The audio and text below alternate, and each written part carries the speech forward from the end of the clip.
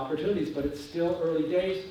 I do believe that the coalescence of events that I mentioned earlier makes this the right time, but it's going to take the full energies of a whole lot of people to make it successful, and I guarantee you we don't really probably know very much yet about exactly what path this will take over the course of many years. Because if we do this longitudinal cohort, its value will continue to grow over time. This is not the sort of thing you're going to say 5 years from now, okay, we did it.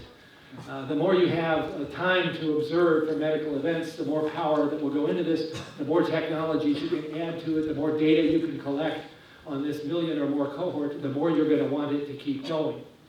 So I'd be hesitant to say what the lifetime of this is. Framingham started in 1948. It's still going on.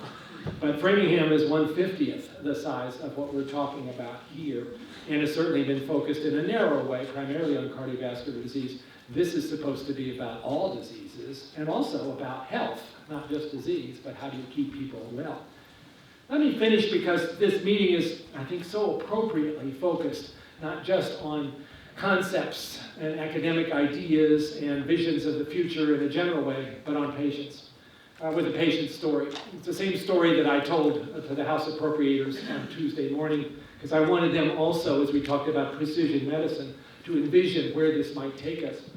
So I'm going to tell you about a patient who has already benefited from precision medicine, and her story is indeed inspiring, but I wish we had more like it, because this is another example, I think, of sort of an N=1 situation, one that we can learn from, but one where we'd like to make N much larger than 1. So this is Maki Inada. She's an academic at the age of 36, non-smoker, very healthy, ran marathons, was discovered to have this particular finding on a CT scan. That is a 7-centimeter adenocarcinoma of the lung in this otherwise healthy person. Those of you who know the statistics would say with a tumor of that size, the chance of survival beyond a year or two with standard approaches is really quite low. She is, in fact, Asian in background. Some of you may know that this cancer arising in an Asian is a particular signal to look at the EGFR gene and see whether she might be carrying a mutation, and sure enough, she was.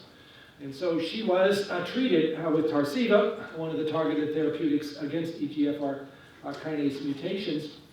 And she had, in fact, quite a dramatic response over the course of time. That 7 centimeters shrinking down to this small residual. She had surgery to remove the remaining tumor, and then went back on Tarceva.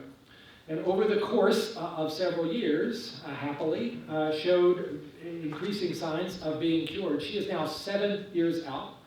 She has no evidence of disease.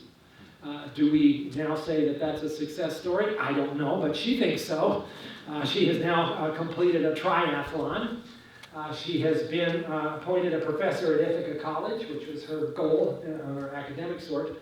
And in the midst of all this, she's also become a mom of this little one just a few months ago. Why has she done so well with a monotherapy approach, which most of you will recognize? A response of this sort is great, but usually over the course of time, there's a relapse. In her case, something has worked remarkably well. We need to understand that. The Precision Medicine Initiative and its cancer strategy has that as a specific goal. Try to understand, why does resistance occur? Why does it sometimes not occur?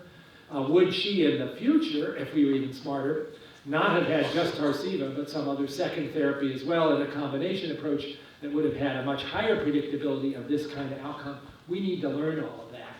But just as we were inspired this morning hearing about Eunice and her really remarkable story, I'm inspired when I hear these stories of individuals who have already benefited from the advances we've made, and force us all to want to go faster so that this happens to more and more people who are waiting for those answers that haven't yet quite arrived for them.